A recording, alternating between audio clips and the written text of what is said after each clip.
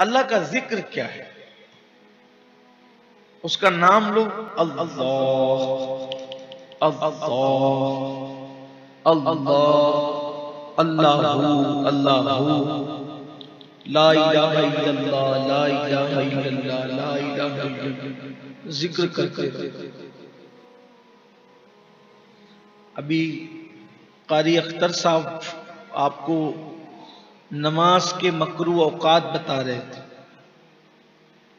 کہ طلوع کے وقت، غروب کے وقت، اور جب سورج سر پر ہوتا ہے، جسے عوام اپنی دانست میں زوال کہتی ہے، حالانکہ وہ انہوں نے بتایا کہ زوال نہیں ہے، زوال کے وقت تو نماز منع نہیں بلکہ زوال کا وقت تو نماز کو جائز کرنے کا اور شروع کرنے کا وقت ہوتا ہے نا، اس کو شرعی نصف النہار کہتے ہیں،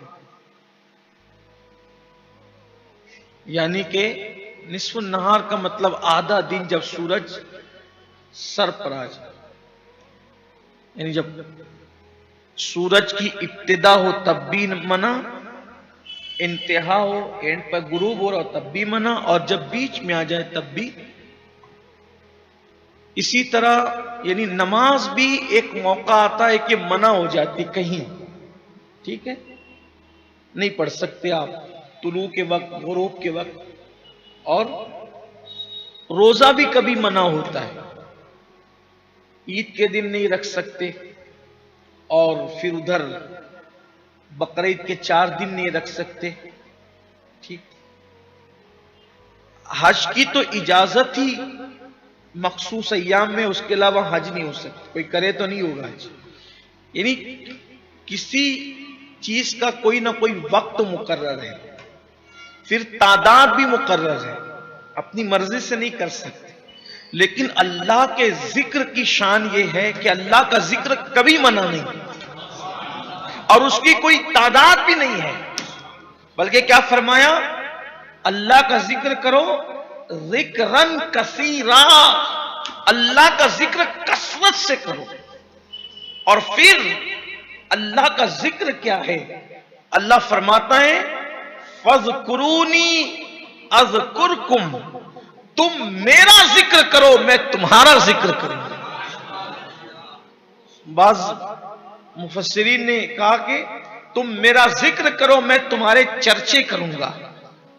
اس ضمن میں حدیث پاک آئیے، میرے آقا علیہ السلام حدیث قدسی بیان فرماتے ہوئے کہتے ہیں کہ اللہ فرماتا ہے جب تم میرا ذکر محفلوں میں کرتے ہو تو میں تمہارا ذکر فرشتوں کی محفل میں کروں، اور جب تم میرا ذکر اکیلے میں کرتے ہو تو پھر میں تمہارا ذکر شان تنہائی کے ساتھ کرتا ہوں۔ تم مجھے جیسے یاد کرتے ہو میں تمہیں ویسے یاد کرتا ہوں۔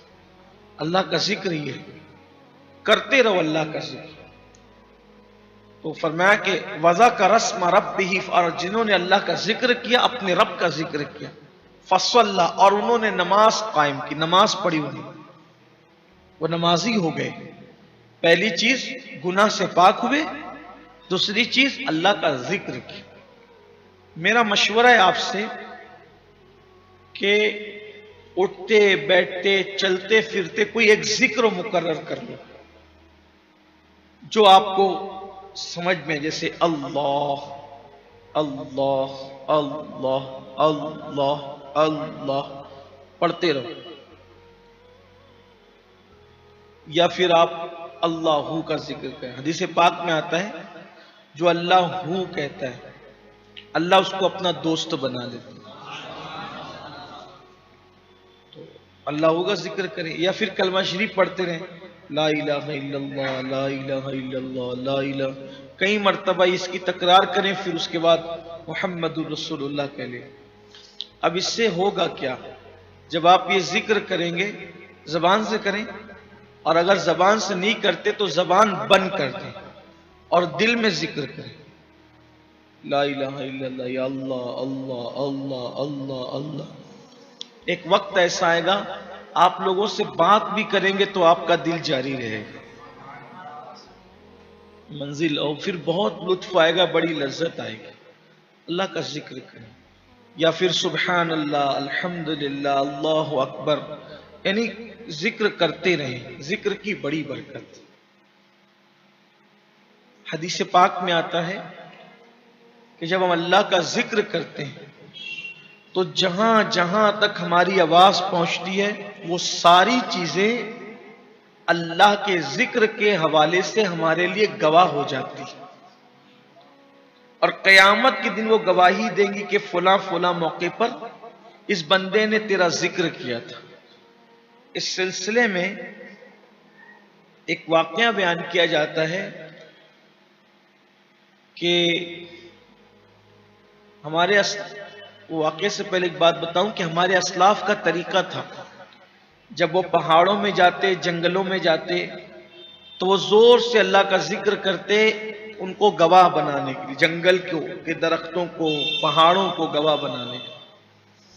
ایک مرتبہ امام اہل سنت سیدی اعلیٰ حضرت سفر میں تھے، تو جب اسی آپ نماز کا وقت آئے تو آپ نے خود اذان دی، امام نے خود اذان دی، امام اہل سنت سیدی اعلیٰ حضرت نے خود اذان دی۔ لوگوں نے کہا کہ حضرت آپ نے اذان پڑھی، تو فرمایا ہاں، میں ان پہاڑوں کو اپنے ایمان پر گواہ بنانا چاہتا ہوں۔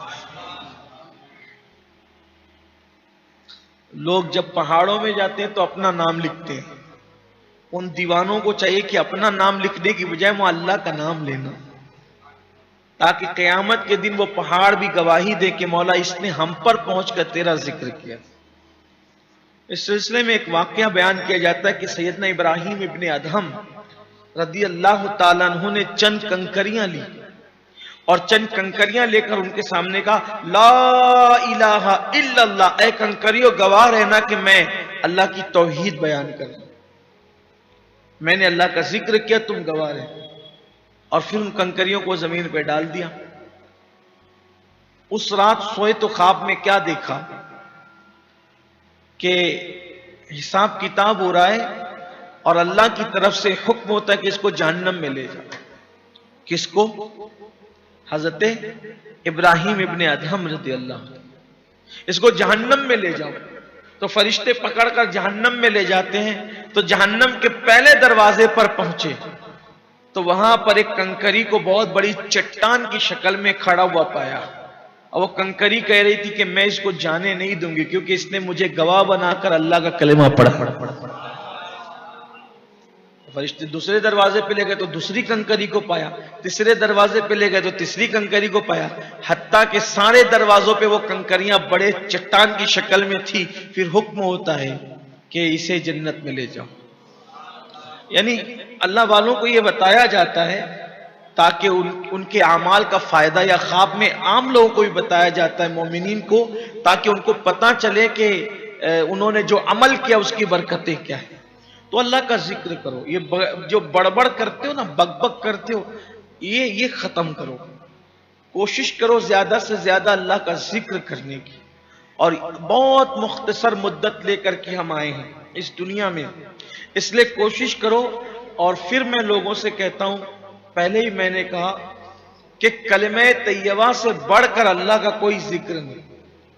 افضل الذکر لا الہ الا اللہ، سب سے بہترین ذکر کلمہ شریف ہے۔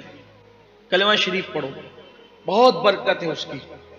اگر آپ کلمہ شریف اس طرح پڑھتے ہیں لا الہ الا اللہ محمد الرسول اللہ صلی اللہ علیہ وآلہ وسلم، اس طرح پڑھتے ہیں، آپ کو زندگی میں کوئی دوسرا وظیفہ کرنے کی ضرورت نہیں۔ اسی کلمہ شریف اور درود شریف کی برکت سے آپ کی روزی میں برکت ہوگی، آپ کی عمر میں برکت ہوگی، آپ کے رکے ہوئے کام ہو جائیں گے، آپ کے مسائل حل ہو جائیں گے، ہر درد کی دوا اس کے اندر موجود ہے۔ کلمہ شریف کی بہت برکت۔ حدیث پاک میں آتا ہے کہ جب بھی کوئی بندہ کلمہ طیبہ پڑھتا ہے لا الہ الا اللہ محمد الرسول اللہ صلی اللہ علیہ وآلہ وسلم، تو اللہ کا عرش جھومنے لگتا ہے، घूमने लगता है, उस पर वजद की कैफियत तारी होती है। अल्लाह फरमाता है ए अर्श रुक जा, साकिन हो जा।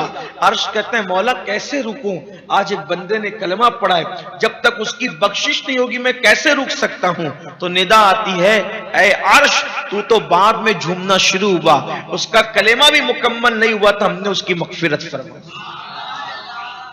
कलेमा शरीफ बार बार पढ़ने की आदत है, और जब भी कलेमा शरीफ पढ़ो तो नियत ये कर लो कि हम तजदीद ईमान कर रहे हैं, ईमान को नया कर रहे हैं, ईमान को ताजा कर रहे हैं। बार बार कलेमा शरीफ पढ़ो, उठते बैठते सोते जागते कलेमा शरीफ पढ़ो। लोग वजीफे लेते हैं, कौन सा वजीफा करें?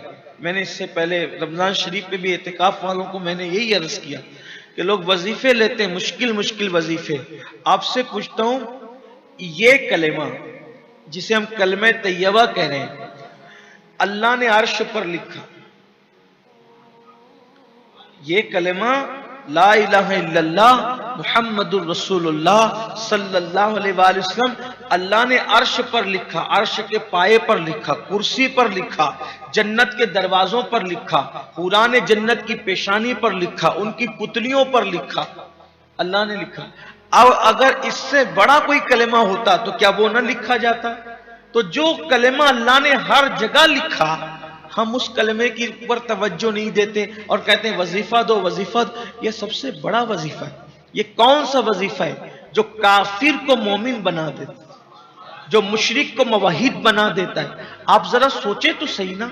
ये कलमा शरीफ बहुत बरकत है इसकी, और आसान भी है, सबको याद भी है, बार बार इसकी तकरार करो। और एक बात ये आपको बताऊं, जिस नीयत से आप कलेमा पढ़ेंगे, जिस नीयत से, अल्लाह आपकी वो मुराद पूरी फरमाए। एक सहाबी बारगाह रिसालत में आए, उन्होंने अर्ज की या रसूल अल्लाह सल्लल्लाहु अलैहि वसल्लम मेरे घर में बरकत नहीं है। आका ने फरमाया कलेमा पढ़ो, ला इलाहा इल्लल्लाह मुहम्मदुर रसूलुल्लाह सल्लल्लाहु अलैहि वसल्लम, कलेमा पढ़ो। उन्होंने चंद दिन कलेमा पढ़ा, अल्लाह ने उनके घर में बरकत अता फरमाई। बहुत बरकत है इस कलमे की। मैं समझता हूं जिंदगियां खत्म हो जाए, लेकिन कलमे तैयबा की बरकत बयान करते करते जबानें घिस जाएगी, इसकी बरकत बयान नहीं हो सकती।